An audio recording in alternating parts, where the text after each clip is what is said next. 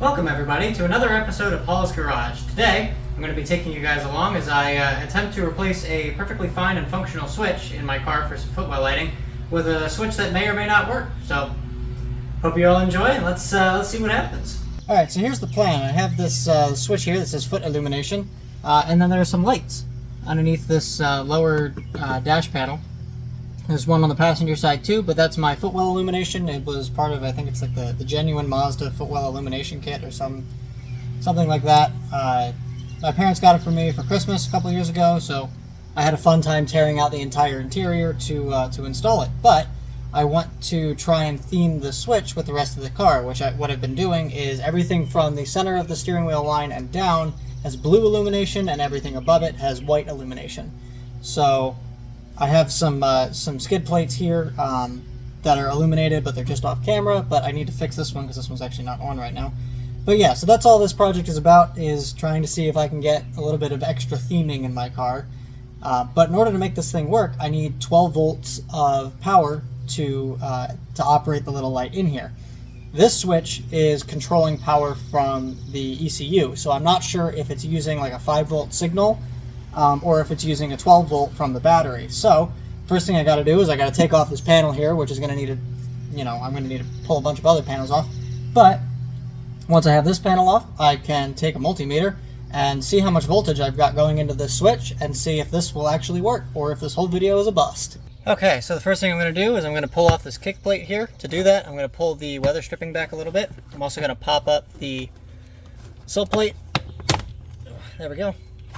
And then back up here, there is a little plastic like bolt nut cap thing. I'm going to pull that off here and I'm going to show you because my camera isn't really good enough to get in there. Looks like that. If you decide that you want to be a contortionist and bend up under there, which I'm going to have to do later, you can see it. But once that's off, this whole panel, in theory, should just slide right off.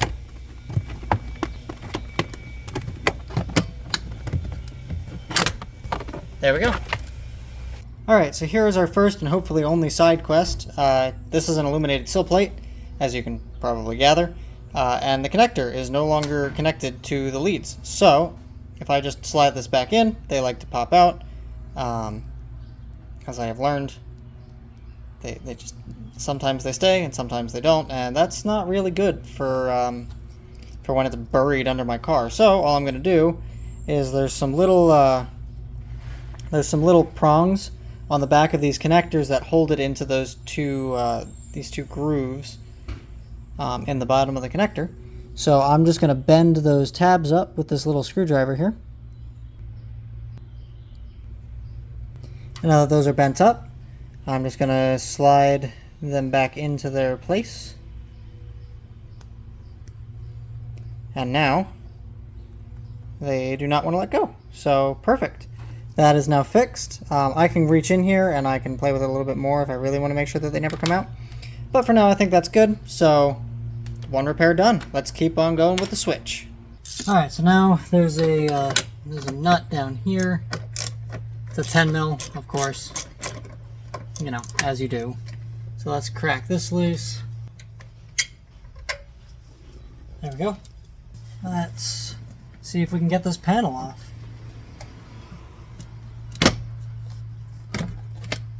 Alright, that's honestly probably all I need. I'm gonna unplug this, this is the original switch. And now I'm gonna see if I can push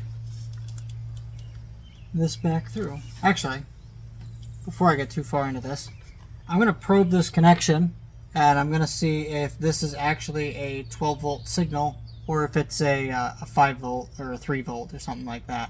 So let me grab a multimeter and we'll probe this thing out. I don't think you guys are going to be able to see this too well, but I'm going to attempt to take this connector and try to probe it here on DC voltage without shorting out the terminals inside of it. I do not know which one is positive and which one is ground, so I'm just going to use a body ground. That's probably safe, right? And then touch either of these leads. That's a 0.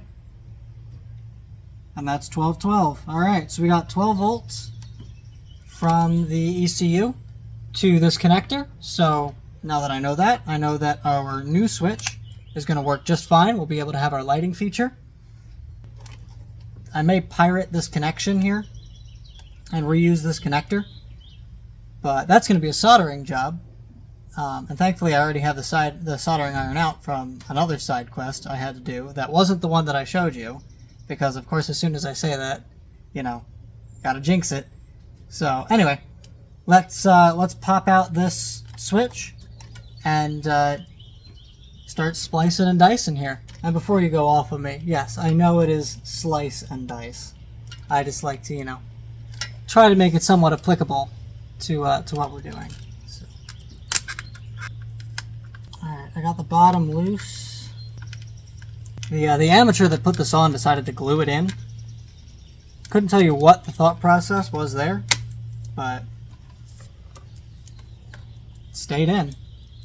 Did not want to come out, but there we go. That's the switch. Of course, it's mirrored because I'm using the front-facing camera. But yeah, let's take this connector and try to run it over to here.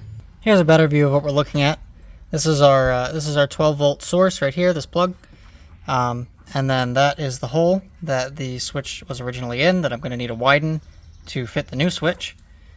Here is the original switch with its connector that I'm going to steal. And here's the new switch. So let's start transferring wires. We're in it now. Here's the plug. I cut it off. Couldn't get the spade connectors off. Oh well. Here's the plug. I got some other spade connectors that I just found lying around. I'm going to use these instead of soldering them to the new switch, just because, you know, it's easier to maintain. But I stripped one of the ends of these, and I'm going to take it into the car, plug it in. I'm going to see if this is the ground or if this is the 12 volt. And then I'm going to mark it so that I know which one it is and start hooking up the connections. Alright, so the answer is that's our signal wire. So I'm just going to take this little piece of electrical tape and wrap it around here. This is just going to be my marker that this is not live. And then I'm going to take my spade connector here. I'm gonna pull off that. I've got a bunch of heat shrink back here. I'll find one that slides over nice and tight. Answer is one of these. That'll work. And now I'm going to cut this a little short, or shorter. Yes, I am now realizing that I'm going to be covering up a portion of the electrical tape. That's my marker. Slide that in there, grab my crimpers.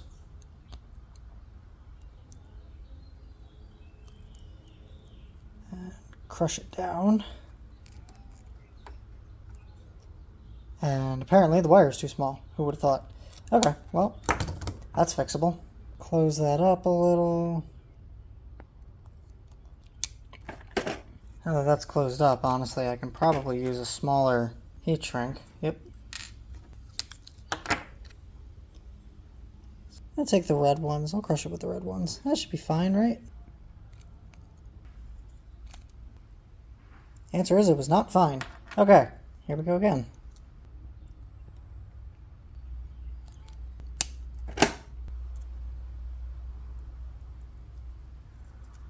If this doesn't work, I'm just going to fill it with solder.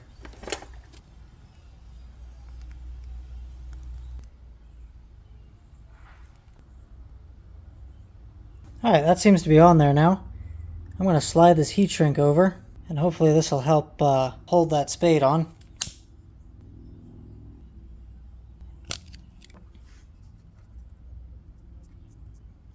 Alright, so let's give this thing a bit of a test here. I have the switch. There's a couple markings on this. You've got power, which is obviously your 12 volt, load, which is your thing that you're powering, so in our case the footwell lighting, and then your ground, which is your ground. So this is our load wire, so I'm going to slide this thing on here. and then try and pull it off. And there we go. That's a good test. All right.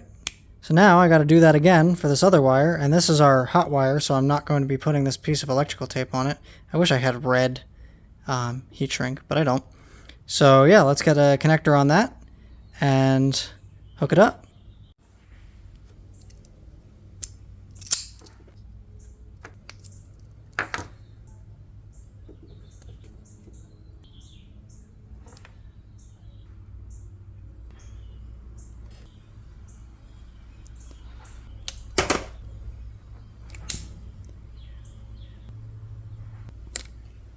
And there's our second connector. So down in here is this 10mm bolt that holds together part of the dash assembly. And I've been using this as a body ground for my instrument cluster. But I have another connector here, and I'm just going to slap that on with this the connector that's already on it. Yeah, I know I'm double stacking them, but whatever, it'll work. But this is where I'm going to hook up my ground. So I'm going to go get that wire made. It's just going to be one of these little circular connectors, a black wire, and then a spade connector to go into the switch. But yeah, let me go throw that together, and I'll catch you guys when that's done. All right, we're back. Here's our switch. Here's our primary connector. This is the one with the electrical tape, so that's our load. So that'll go in our load slot. The one that doesn't have the electrical tape is our power. That'll go in our power slot. And then our ground wire will go to our ground. So let me get this all set up, and we'll test this thing out before we start drilling holes. I'm gonna do the ground first, just because, you know, makes the most sense before I plug in the power. There we go. Okay. I don't want to tighten it down too much because, you know, we're just testing it, and odds are, because it's me, this isn't going to work. Let me double check my connections. Ground, load, power. Alright, moment of truth. Let's see what happens here. Alright, we're plugged in.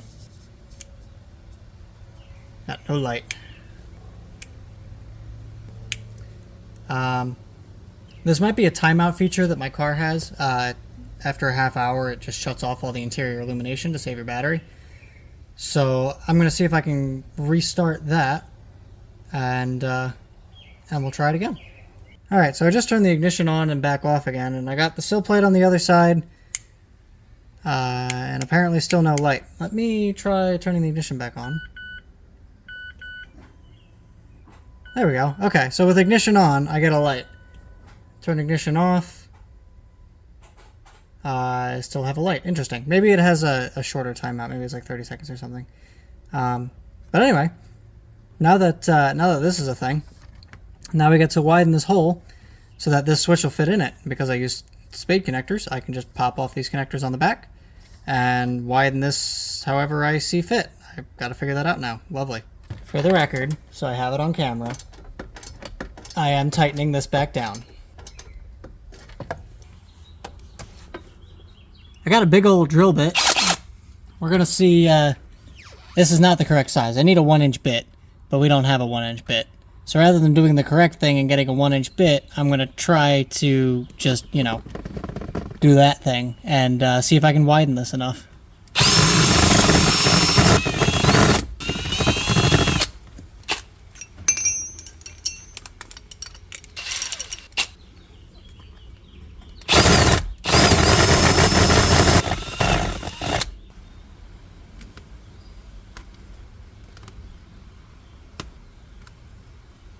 So as violent as that looked, it seems to have done the thing. So I'm going to take a file and I'm going to go around this plastic here and try and knock off a bunch of this burr.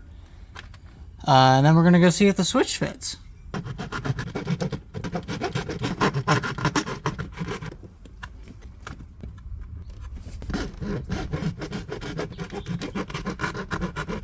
Okay, let's see. Got our switch. Oriented the right way. Top and bottom. I'm going to try and twist it here in the back a little bit just to get it straight. Now, the fun part.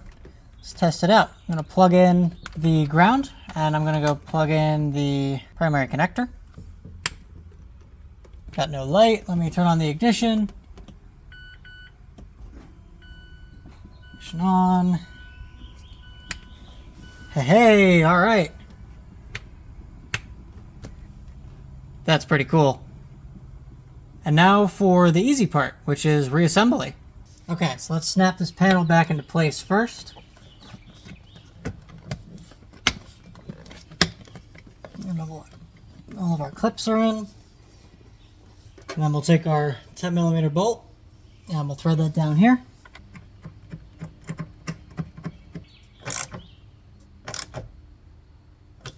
Alright, that's on. Next up is this panel that covers up the fuses down here, and then I think some part of the BCM and whatnot.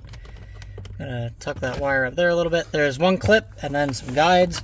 So I'm going to find the stud back here that has that weird plastic nut that goes on it. Slide that on there.